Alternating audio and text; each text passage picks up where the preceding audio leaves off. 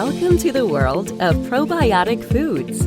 This is Cultured Food Life with your host, Donna Schwenk. Welcome, everybody, and thanks for joining me. And today we're going to be talking about the many reasons to make cultured vegetables. And forget everything you know about regular vegetables. And let me tell you what happens when you culture them or ferment them. Fermenting and culturing are the same thing. If you grow your own probiotics in a jar of vegetables, you'll be shocked and amazed at everything they can do. At least I was. It was kind of a journey for me. I really, I made them. I stuck them in the back of my fridge and forgot about them until one day we got sick and got food poisoning. And I went and got the jar from the back of the fridge and took a spoonful of the juice, and 20 minutes later, I was up doing dishes and felt great. And one by one, my family got better as I gave them some of the juice. And I was so amazed that the bacteria that are in cultured vegetables could do that it really made me pay attention and start to research it and understand the difference it has made in my life. And I've been making them for, close to 15 to 19 years, I think I've been making cultured vegetables. And some people listen, some people don't. But I knew one day there would be a tipping point, and that day is almost here. My life dramatically changed when I started making cultured vegetables, and other people's lives started to change, and then they started to write me and tell me about it. And it's just filled me with wonder, all the things they can do. And my everyday life is better by eating a spoonful of the juice or, just a spoonful of the vegetables themselves that have been cultured. We keep several jars of cultured vegetables in our fridge. Right now I've got Shelley's cultured vegetables in my fridge. I have 2-quart jars and one of them's almost empty. I have a cinnamon fruity kraut that's in there right now. And I have a kimchi. So I always have, they're all quart jars. I always have cultured vegetables in my jars. Oh, and pickles. So there's always jars in my fridge because they will last for 9 months stored in the fridge that way. And they are really my secret weapon. I'm crazy for these foods, and they are more than just food to me. They work like medicine. They work like things that you need for different ailments. They work so well. And I want to tell you about many reasons that I eat cultured and make cultured vegetables.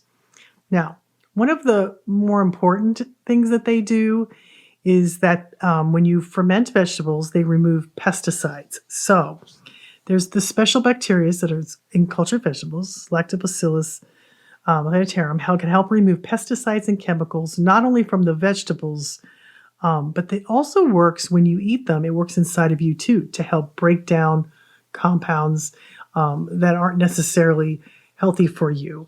And it is exciting that microbes can help us by removing pesticides from our vegetables, because it's often a hardship for people to buy organic vegetables. And I always recommend people do that if they can.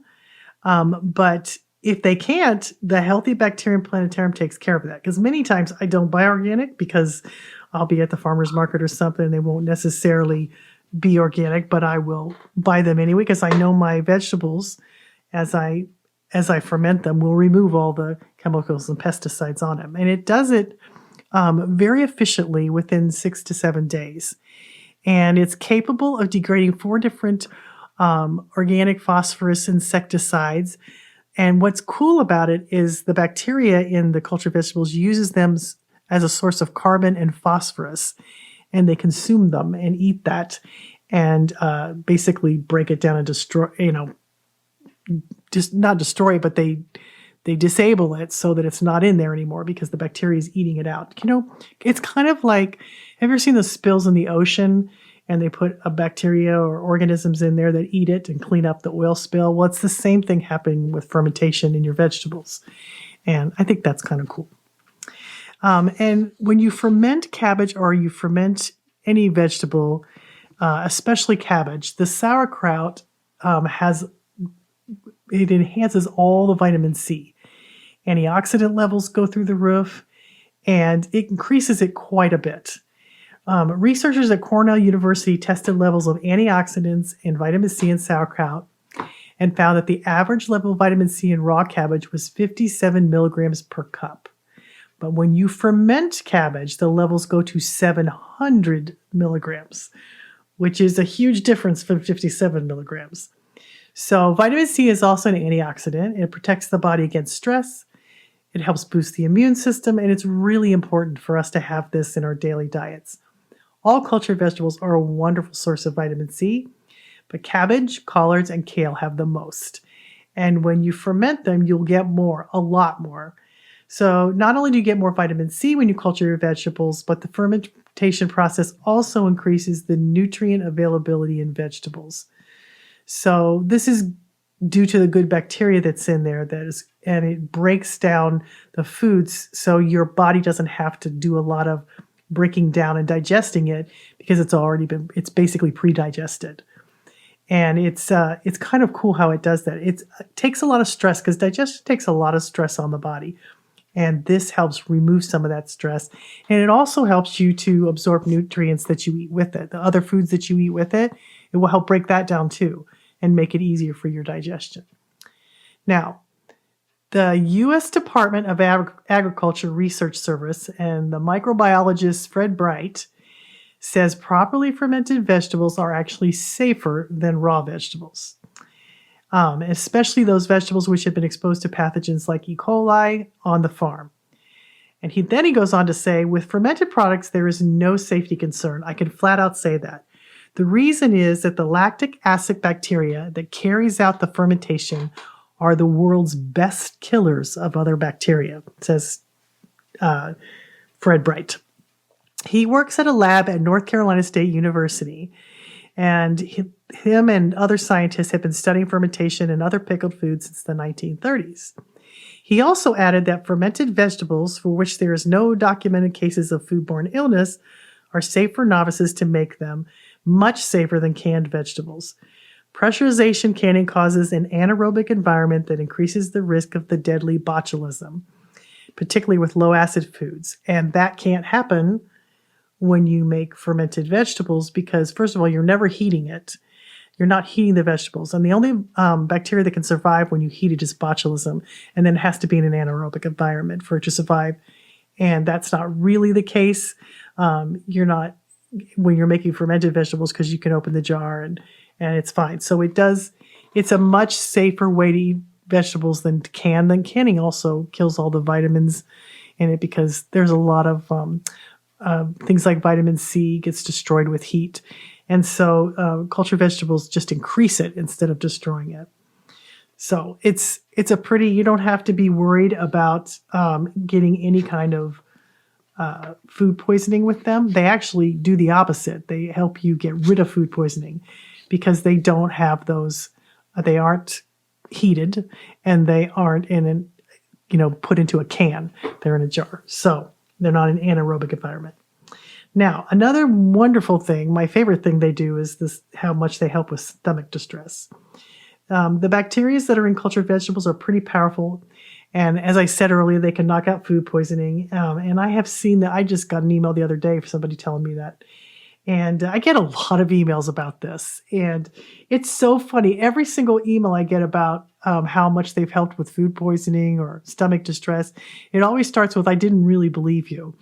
And it's an amazing thing. I wish everybody had a jar in their fridge because when you need them, they work fast and furiously. And it's so helpful. And they do stay preserved in your fridge for a long time. And the lady that got food poisoning who just talked to me, and I think I said this on another podcast, was she said her jar had been in the fridge for over a year. And it still did that. So it's pretty powerful to have a jar in your fridge. Now, it has actually been studied and found to be successful in the inhibition of food poisoning and pathogenic bacteria. But it's also now being studied for improving the microbiological safety of foods. It's really been superior for me and my family for any kind of stomach distress.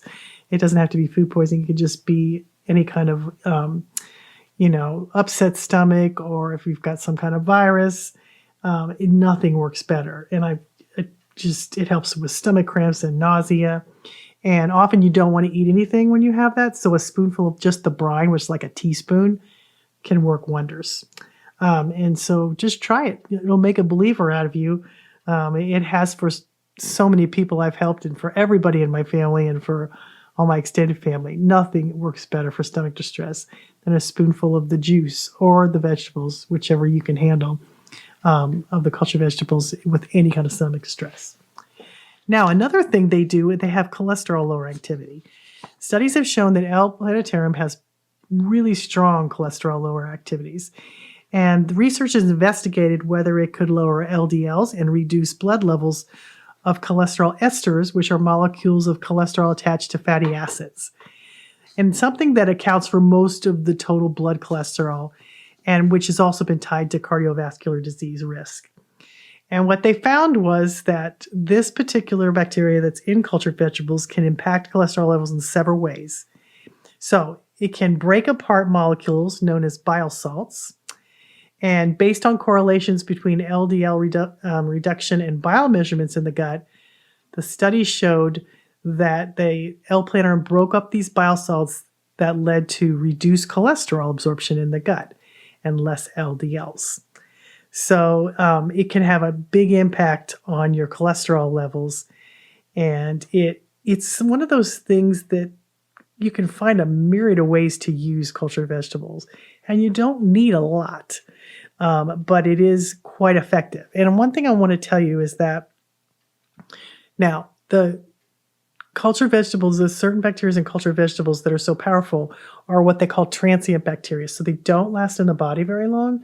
So they kind of exit the body after 3 to 5 days. So it's a good idea to have them several times a week just to keep everything, in its proper margins, and also to help, keep your cholesterol down, keep pathogens at bay, and to know that you have that is a wonderful thing. And you don't have to have it every day, but it's a good idea to have it once or twice a week, although you can have it every day if you'd like. Now, the superstar bacteria in cultured vegetables is so hardy, and it's, survives the stomach acids with ease. So when you eat it, it can make the full trip from your mouth to your intestines to your colon to colonize you in a very powerful way. It is a welcome guest that works mightily. L. plantarum is such a strong thing by fiercely attacking pathogenic bad bacteria in our bodies.